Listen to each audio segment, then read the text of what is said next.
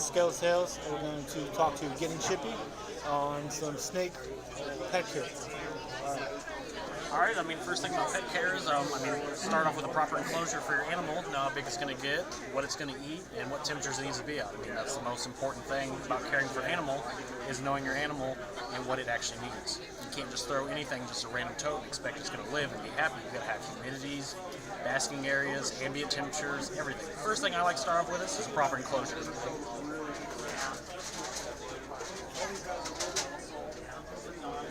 The enclosures I do, I actually build these. They're actually expanded PVC, and what I use these for is that they hold humidity, they hold heat very well, and they're easy to sterilize and clean because when you're dealing with different animals, you don't want to cross-contaminate any other kind of animal. So by using these, it's easy to sanitize. Now when you're looking at an animal, you want to make sure you start off with a smaller cage because having too big a cage at first can stress an animal out, which you don't want that. And by doing that, you're getting issues with stressful not eating and other habits that that your snake does not want to have. So I mean, it's all knowing about what you need and how you need it, and going from there. It's about doing your research. I mean, you just can't go into a store and think anything's going to work out. You just got to know. Do your research before you get an animal. Figure out what it needs, what it's going to need to eat, and just you just got to know everything before you just jump into it.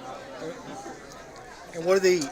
What they eat, rats, guinea pigs, mice, chickens, quail. I mean, depending on your animal and its diet, I mean, you want to keep a nutritious meal for pretty much varies of different things. And how big do the snakes get? I work with retics. Retics can get up to 20 plus feet and up to a few hundred pounds.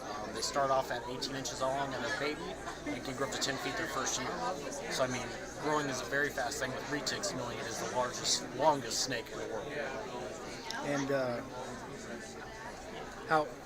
how can you tell whether male or female? Male or female, we actually sex them, and by doing that, you're taking a probing system that probes into their flap, I guess you would want to call it, and cloaca.